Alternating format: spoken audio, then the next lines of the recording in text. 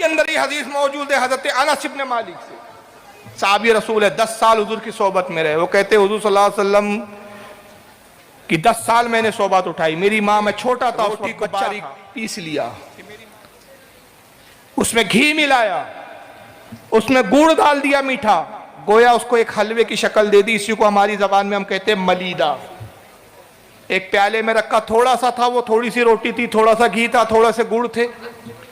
कहा ना जाओ और रसूलुल्लाह को मेरी तरफ से दे दो। हजरत अनस कहते हैं मैं हुजूर की खिदमत में आया, 70 के करीब सहाबा बैठे हुए थे।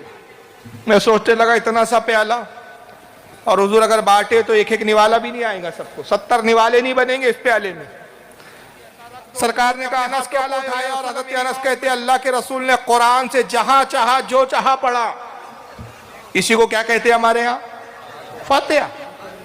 सामान रख देते हैं, कुरान की तिलावत करते, फिर कहते हैं अल्लाह इसका सवाब फुला को पहुंचा दे, जो हम बांटेंगे, तकसीम करेंगे, लोगों को खिलाएंगे, पड़ोसी को देंगे, दोस्त अहबाब को देंगे, रिश्तेदारों में बांटेंगे, इस पर जो अजर सवाब है ये सवाब हमारे फुला मुर्दे को दे देंगे, ये जायज है। और जो कहता है सवाब पहुंचता नहीं तो उस खबीस से कहे ना कि फिर मुफ्त के हज करना बंद कर दे। ये हज बदल क्या है? जब सवाब नहीं पहुंचता किसी का किसी को, तो ये हज बदल मुल्ला क्यों करता है देवबंद का भी, फिर कि हज तू करे और सवाब दूसरे को पहुंच जाए? तो सवाब पहुंचता है। सरकार ने हाथ उठाया, हजरत अनस कहते हैं जहां से चाहा जितना चाहा कुरान पढ़ा, फिर हाथों को फेर लिया और कहा अनस ये प्याला ले, हर साहबी के सामने रख। हजरत अनस कहते मैं प्याला रखता, वो साहबी खाते और हुजूर कहते खाओ खाओ, शिकम शेर होकर खाओ, पेट भर कर खाओ, पेट भर के खाओ, अच्छे से खाओ, ये ना सोचो कि कम है, मैं कहता हूं खाओ। वो खाते, हत्ता कि वो कहते यार रसूलुल्लाह पेट भर गया, अब नहीं खा सकता। प्याला दूसरे के पास, तीसरे के पास, चौथे के पास, 70 सहाबा में वो प्याला घूमा। बुखारी शरीफ की हदीस है, हदीस भी मामूली किताब में नहीं।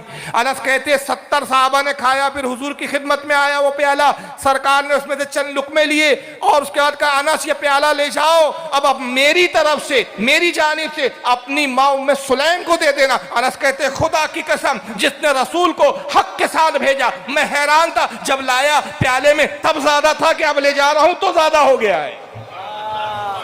इतने लोग खाने के बाद भी ज्यादा हो गया। इसी को कहते हैं फातिहा। 2 चीजें हैं फातिहा का नाम, कुरान पढ़ना और उसका सवाब अपने मरूमीन को बख्श देना, इसी को फातिहा कहा जाता है। और यह हदीस से साबित कि कुरान पढ़ा जाता है, सवाब पहुंचाया जाता है, और सवाब पहुंचता है ये कई हदीसों में है। सही बुखारी में है कि हजरत साद इब्न माज एक साहबी वो आते, या रसूलुल्लाह मेरी माँ का इंतकाल हो गया। ये भी सही बुखारी की हदीस। हुजूर मैं कौन सा सदका करूं कि मेरी माँ को फायदा पहुंचे? आपने फरमाया मदीने में पानी की किल्लत है, कुआं खुदवा दो। साद ने कुआं खुदवाया, अर्ज के या रसूलुल्लाह कुआं मैंने खुदवा दिया, लेकिन उसका पानी जो है वो बड़ा नमकीन और खारा है। रावी हदीस कहते हुजूर कुएं के पास आए और उसके इर्द गिर्द बरकत के लिए चक्कर लगाया, फिर अपना लुआब लिया और कुएं में डाल दिया। फिर पे कहा कि साद अब डोल डालो, पानी निकालो। पानी निकाला, हुजूर ने नोश फरमाया और सबको पीने के लिए दिया। साहबा कहते खुदा की कसम मदीने के तमाम कुओं में सबसे ज्यादा मीठा उसी कुएं का पानी था। और फिर अल्लाह के नबी ने अपने हाथों को उठाया और कहा कि अल्लाहुम्मा हाज़ि उम्मे सादीन, ऐ परवरदिगार ये उम्मे साद के लिए है, यानी इस पानी का जो सवाब है उम्मे साद को पहुंचा, साद की माँ को पहुंचा। ये नजदी वहाबड़ों को हदीसें नहीं दिखती है, ये किससे पूछता है? ये बड़ा चालाक फिरका है। अच्छा ये बताइए आप बीमार होंगे तो किसके पास जाएंगे? हाँ, कि इंजीनियर के पास जाएंगे, कहेंगे इंजीनियर साहब आप बहुत काबिल हो, तबीयत खराब हो गई है, आप मुझे दवा दीजिए। और मकान बनाना हो तो किसके पास जाएंगे? हाँ, इंजीनियर से नक्शा बनवाओगे कि डॉक्टर के पास जाओगे? डॉक्टर साहब आप बहुत काबिल हो, आप नक्शा बनाइए। याद रखो जिस दिन डॉक्टर नक्शा बनाएगा इमारत टूट जाएंगी, और जिस दिन इंजीनियर इलाज करेगा मरीज उखड़ जाएगा।